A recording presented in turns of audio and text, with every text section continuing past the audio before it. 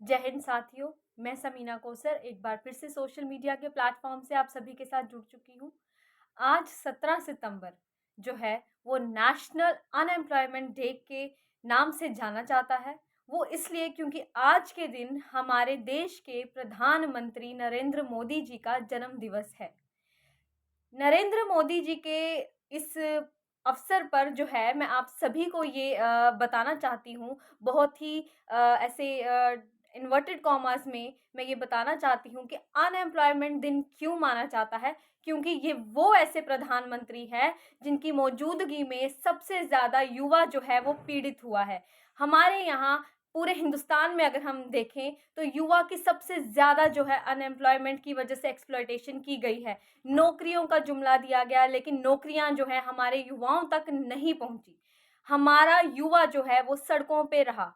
हमारे ये प्रधानमंत्री जुमलेबाजी के लिए तो बहुत मशहूर हैं, और एक जुमला इन्होंने ये भी फेंका था कि जो देश है वो आत्मनिर्भर भारत माना जाए।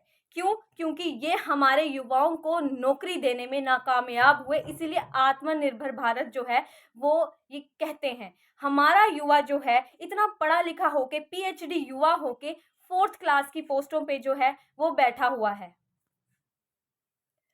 ऐसी एंटी युवा पॉलिसी जो है वो लॉन्च कर दी गई, जिससे युवा सबसे ज़्यादा एक्सप्लॉइट हुआ। पेपर के बारे में अगर हम देखें तो नौकरियां निकाली, रेवेन्यू इकट्ठा किया, पेपर कैंसिल किए गए, फिर उसके बाद क्वैशमेंट आ गई, कभी सिलेबस चेंज हो जाता है, कभी इस तरह से जो है हमारा युवा जो है बार बार सड़कों से जो है वो प्रोटेस्ट करता हुआ नजर आया है। हम अभी जम्मू एंड कश्मीर में अगर हम देखते हैं, पिछले साल ऐसी लिस्ट निकली जिसमें हर एक घर से जो है वो बच्चे जो हैं उनको नौकरियां दी गई। ऐसा इतना बड़ा ब्लंडर जो है सामने आया सरकार का, और जिसमें सरकार जो है जवाबदेही देने में नाकामयाब रही। और जब हम बात करते हैं, हमारे जवाब मांगते हैं, जब हम हमारे हक और हिस्सेदारी की वजह से जब हम अपने जवाब मांगते हैं, जब हम अपनी राइट्स के लिए बात करते हैं, तो ये सरकार कहीं ना कहीं हमारे युवाओं को, हमारे नेताओं को जो है वो हाउस अरेस्ट कर देती है या तो पीएसए लगा देती है। हमारे एलजी साहब, जम्मू कश्मीर के एलजी साहब के पास इतनी फुर्सत नहीं होती है कि वो किसी और से मिले। वो कभी भी जो है, मैंने ये देखा नहीं, जो उनकी पार्टी से ताल्लुक रखेगा वो उन्हीं की बात सुनेंगे। वो एक आम जनता से मिलने के लिए तैयार नहीं होंगे, चाहे उनको कितनी भी जो है अपॉइंटमेंट्स के बारे में जो है हम बात करें, फिर चाहे वो हिंदू हो, मुसलमान हो, उनको इससे कोई वास्ता नहीं है। वो भगवादारी हो, वो चाहे हरी चादर वाला हो, उनको इससे कोई वास्ता नहीं है, लेकिन वो बीजेपी का होना चाहिए। इसका साफ स्पष्ट ये है कि बीजेपी सरकार जो है ये डेमोक्रेसी को खत्म कर रही है, ये सिर्फ और सिर्फ एक डिक्टेटरशिप रूल लाना चाहती है, ये हिटलर को मानती है। तो मेरे प्यारे साथियों, हमारा युवा तब आगे बढ़ेगा जब डेमोक्रेसी होगी। हमारा युवा तब आगे बढ़ेगा जब उनको उनका हक मिलेगा। एक पीएचडी युवा जो है वो हमारे इस समय पे 4th क्लास की पोस्ट पे लगा है, नौकरियों के लिए तरस रहा है। हमारे यहाँ पे लोन की स्कीमें दे दी गई, हमारे यहाँ पे आत्मनिर्भर भारत का जो है वो लॉन्च किया गया। किस बेसिस पे किया गया? क्यों? क्योंकि ये नौकरियां नहीं दे सकते, क्योंकि ये फंड्स जनरेट नहीं कर सकते। हमारा पूरा हिंदुस्तान जो है इन्होंने दांव पे लगा दिया। हमारी रेलवे जो है इन्होंने प्राइवेटाइज कर दी, बिजली प्राइवेटाइज कर दी, लाल किला तक इन्होंने गिरवी रख दिया। तो ये कहाँ गया? क्यों गया? क्या ये झोला लेकर आए थे, उसी झोले में इन्होंने वो भरा है?